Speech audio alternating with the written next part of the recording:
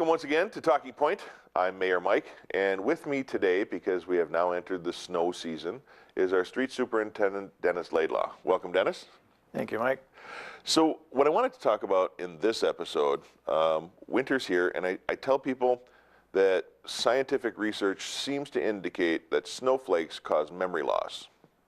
Because even though we live in Wisconsin, as soon as it snows, people forget how to drive, what they did last year. You know, we choose to live in Wisconsin. It happens every single year. This is nothing new to us, but yet it seems to be challenging for some.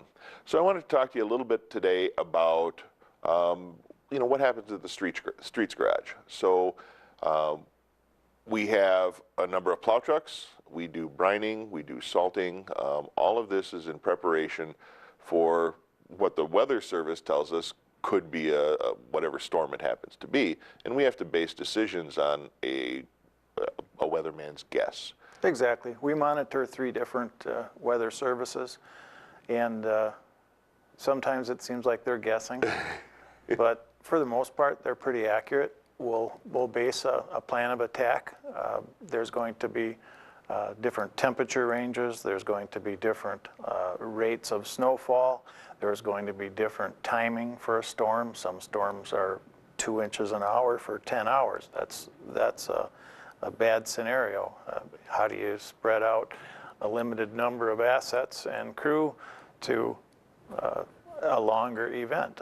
So we've got some challenges, but we rely on the information that we have available. We come up with a plan. Sometimes it's dead on, sometimes it's not, but it's a reactive process, and we try to be as proactive as we can be, given that we're dealing with Mother Nature and she's fickle. Well, and I know I'm part of that too, because when we expect a significant snow event, we declare what's called a snow emergency. Now, that doesn't mean it's an emergency. We're all from Wisconsin. 10 inches of snow just means we have to get up 10 minutes earlier to brush off the car. But we call it a snow emergency mostly because the state statute has defined certain powers for the mayor, and one of those is restricting or unrestricting parking. So to declare no parking on the city streets so the plows can get through, I have to use my emergency powers outlined by the state, and that's why we call it a snow emergency, even though we all know it's really, in most cases, not an emergency. But we do that based on anticipated snowfall, and after talking with you and checking the weather service and Director Schatzsnyder, we formulate a plan of attack. And that is sometimes different for every snow event. Let's talk a little bit about the typical day of a plow driver. Now, I know that each event is a little bit different, but what happens? We're predicted to have 8 inches of snow in the next 24 hours. What happens? Well, I leave town. The plow drivers, we are really, really fortunate in this city. We've got a very talented, very dedicated group of skilled operators that some of the guys just live for this. And award-winning. Yes, we have won some state awards.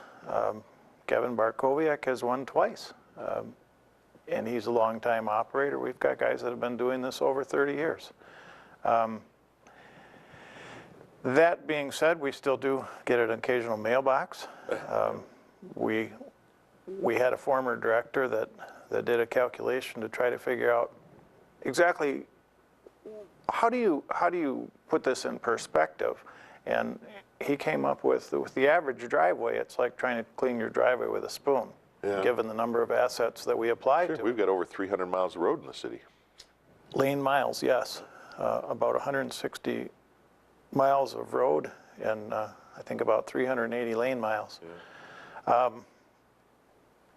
We have 10 different plow routes, 2 different sidewalk routes. We have 2 picking routes where we actually remove the snow. There's a lot of different processes. Different crews do different things, so obviously their preparation and their attack is different.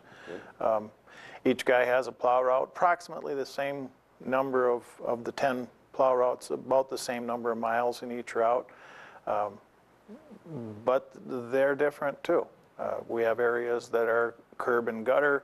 We have areas that aren't, that are just ditches. Those are sometimes more challenging. You're trying to define where the road is. If you get a 10-inch snowfall as the first one of the year, well, where is the road? And you turn a corner and you take 4 feet out of somebody's yard, and we understand that's frustrating. We do have crews go out in the spring and try to patch up what we've messed up. Yeah. Some people put out markers. That's helpful. If they do that, we ask that they keep them 3 to 4 feet off the road, okay, so that they're not actually in the way of our plow, because then we got to peel off their markers that they spent time and money on. And we appreciate the effort. We can all do it as a community and make it a team effort. We work really well as a team within our department. Sometimes we have to remind people that we need their participation in the team effort for the city to get cleaned up and stay cleaned up.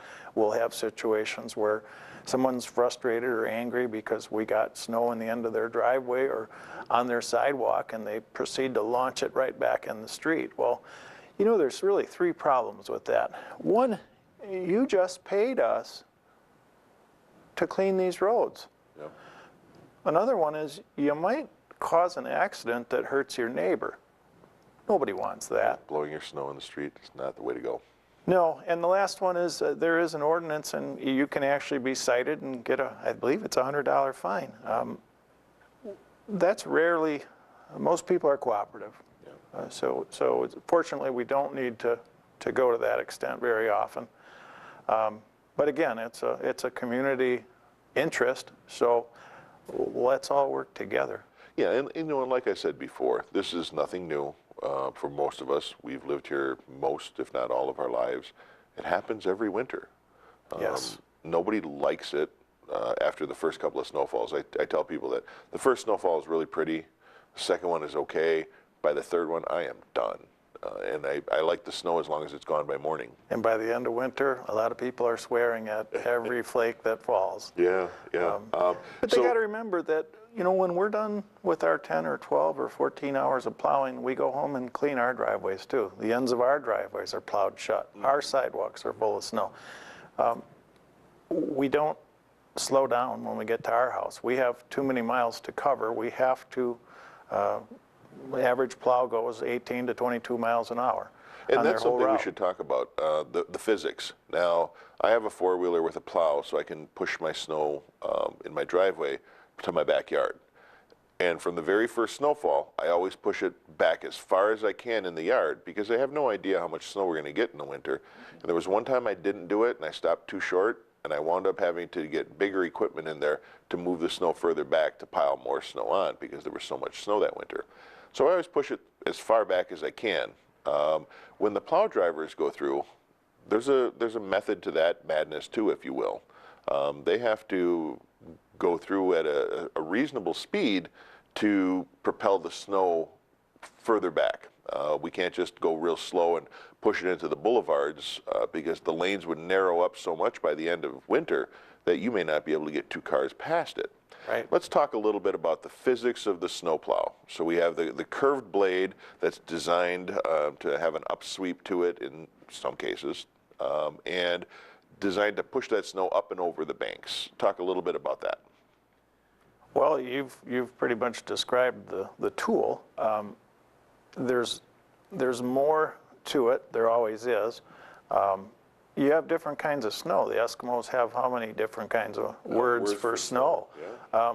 And different kinds of snow come off the blade differently. You get a heavy, wet snow, we'll get a call, you knocked my mailbox down, and the mailbox is 8 feet off the road. There's no way we hit it with the plow.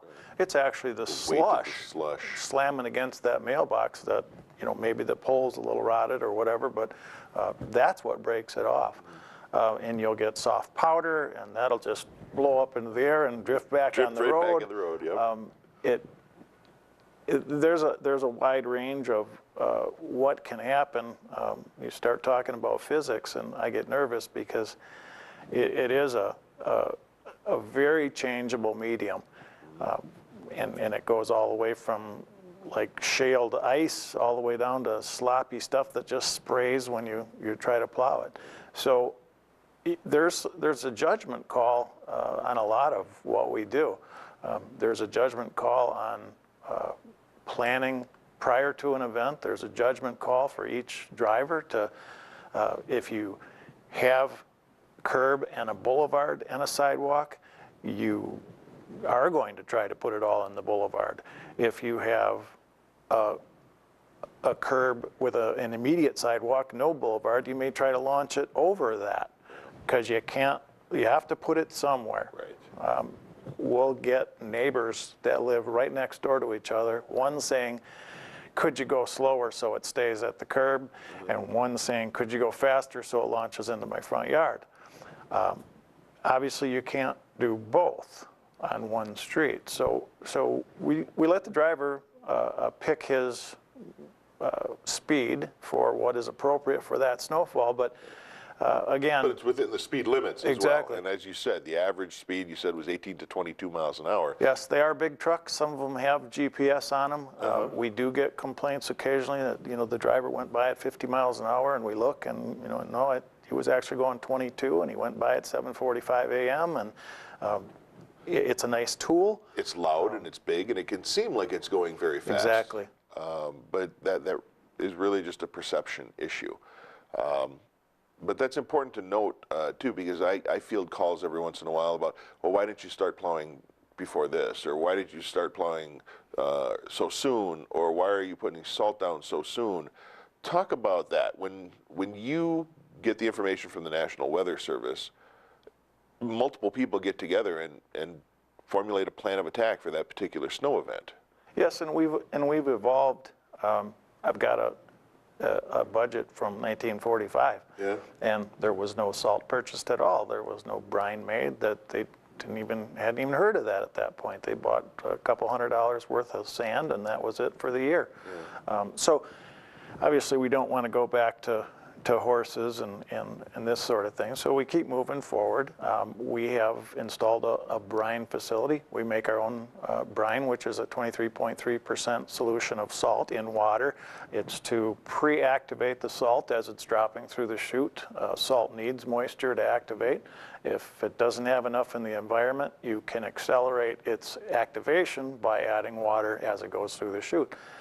We've been able to do that since about 2003. However, we're still transitioning into it. Due to funding, we often have to take baby steps to get to where we want to go. And this year, we have cut our salt usage almost in half and increased our brine usage. We're doing more plowing, less salting. We're trying to end up with the same result, but it's a process and it's an evolution. Yeah, the end result is safe and clear roads. That's our goal. Correct. And a lot of that, you mentioned that that bill from 1940s where they only use sand, and that's okay. But as I mentioned at the beginning of the show, part of the reason that we need to do this is because of that memory loss that snow causes, and people forget how to drive. You need to slow down. You know, just because you have a four-wheel drive truck or a four-wheel drive vehicle, that might get you started a little quicker, but it doesn't do squat for stopping. And once you start sliding. Right, and once you start sliding, even your ABS brakes are going to help you minimally. Technology has improved in the vehicles, but I don't think the mentality of the driver, some drivers, really has. So if we all slow down, there's no rush in most cases to get anywhere. Slow down, take your time, learn the conditions of the road, learn how your vehicle handles in the road. Leave earlier, drive slower. Leave earlier, right? But that's part of the reason that we salt. Now, let's go back to the brine and the salting. When I had talked to you about this, salting before the storm, there's an advantage to that, preventing some of the snow from sticking to the asphalt a little bit better. Right, preventing that bind is what we're after there. Right, because you can go through with a plow and scrape the snow, but it's going to create a smooth surface on there, and if that freezes, you are going to have ice. Polished road. So you will, I mean, and that's why you will see occasionally trucks going out before the snow even starts, putting down those preventative measures. Yes, and the brine we can apply, they say up to 36 hours prior to the event. So we generally try to do it the afternoon before, just so that if there's any dilution or wearing that occurs from traffic, it's minimal. Because we do want to get that, prevent that bind from occurring. And you use about 1/6 as much salt to break the bind from the bottom up as you do to try to burn through the salt from the top down, or through the snow, excuse me, from the top down. Sure. So it's a substantial savings. Less salt goes into the river, which everybody's environmentally conscious, Right. and we have a pretty large group of hunters and fishermen, so it's in all of our interests to minimize what we put in the river. Good. Talk a little bit about the routes. Now, we've got A, B, and C routes. How are those determined, and how are those attacked when there is a snow event?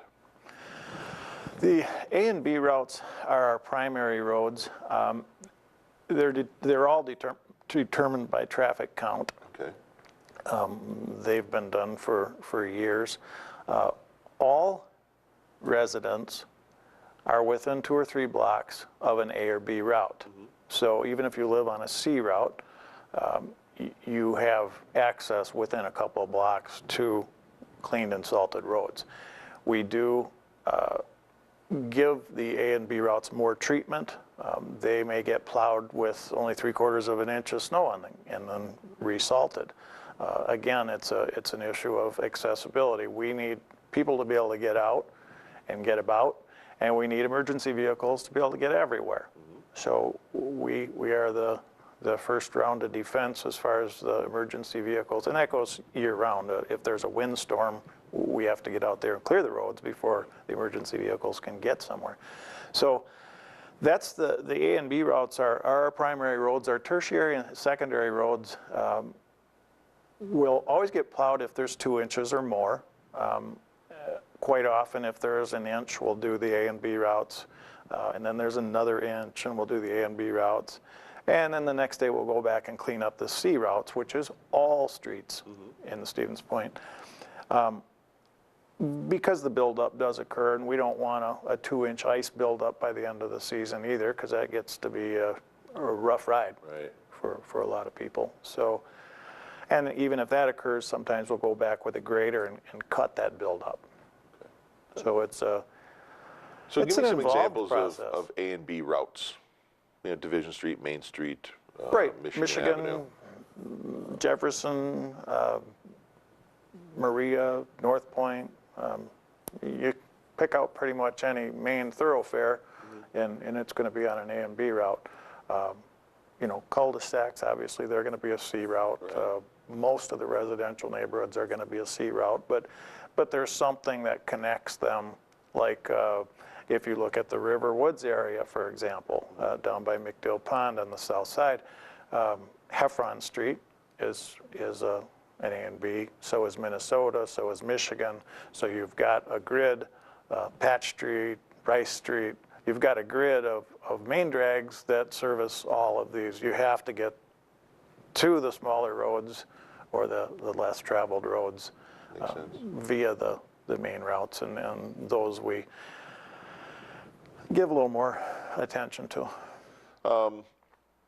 The crews that we have come in, you've got state laws that you need to follow regarding rest breaks and things like that. So I'll get occasional calls about, 10 o'clock at night, hey, why isn't anybody out plowing yet?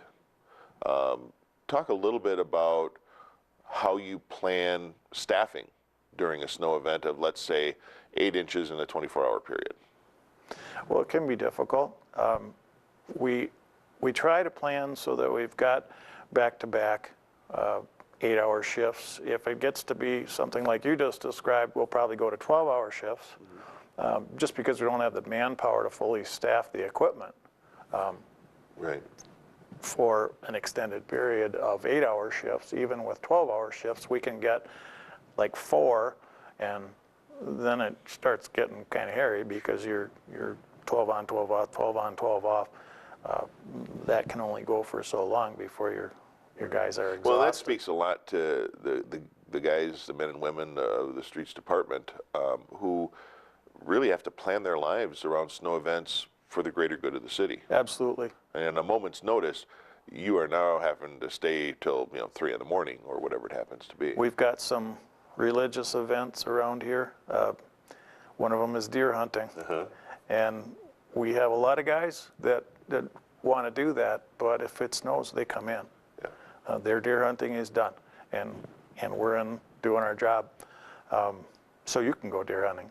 Yeah, that's about and right. everybody else. And on Christmas, it's the same thing. I've had, I think, 2 or 3 Christmases that I didn't work since I've been with the city, and you've been with the 15 city? years now. Yeah, it's a long time. So it's and I've got guys that have been there 30+ years. That's the job. They accept that. That's what we're paid to do, and they go at it with a dedication that I haven't seen in any other business that I've been. And you will never get that dedication with contracted services.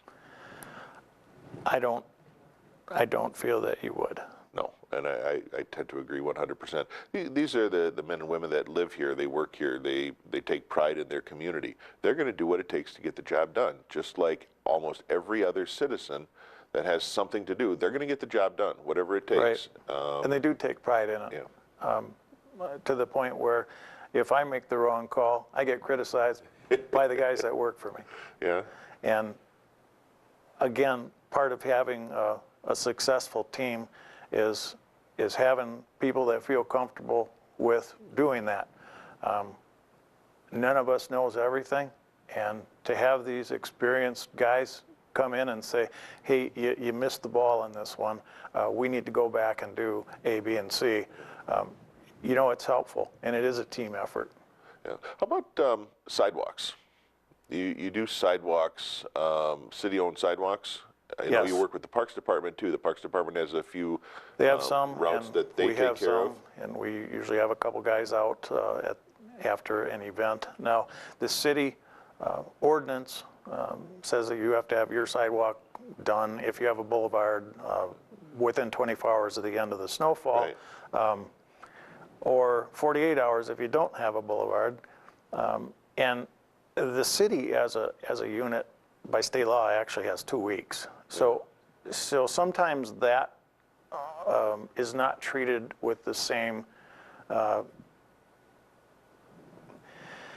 It's not as much of an emergency. It's not the same priority level. So if we have a big snowstorm on a Friday night, we have to look at it. Well, do we want to incur overtime costs to clear sidewalks, or should we just do it as a matter of course on Monday?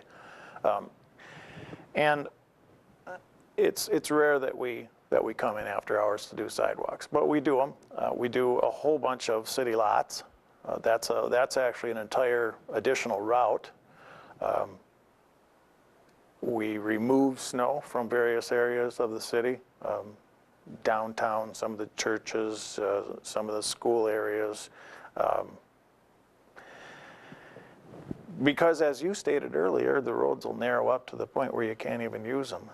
We've got people in a strong retail area like downtown where we don't want them climbing through snowbanks. So, and we have parking, and the angle parking tends to move out and as all the those, snowbanks. and all those bump outs, Yes. trying to get around with the plows, even the square and the downtown area with the bump outs. When you are operating a piece of machinery that has a plow blade as big as our trucks do, making those subtle curves to try and clean things up properly is impossible. Right. It's not nearly impossible. It is impossible. So that's why you're going to see what looks like less than spectacular work in the plowing downtown.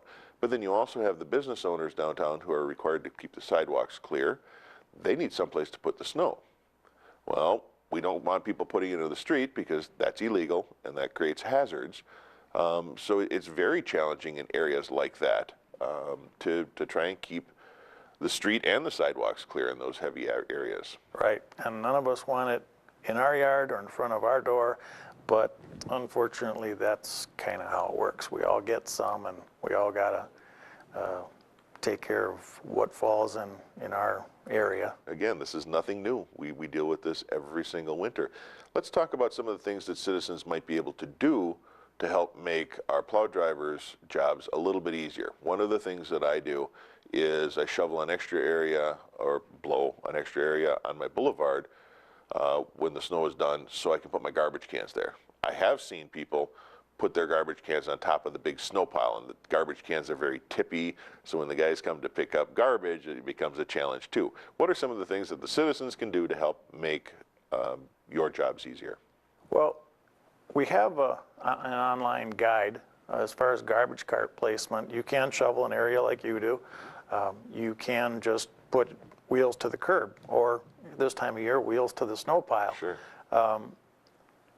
It'll get picked. If it's up on top of the snowbank, it may not. And the chances of us being able, if it does get picked, the chances of us able to put it back there are nil. So we ask that people do that.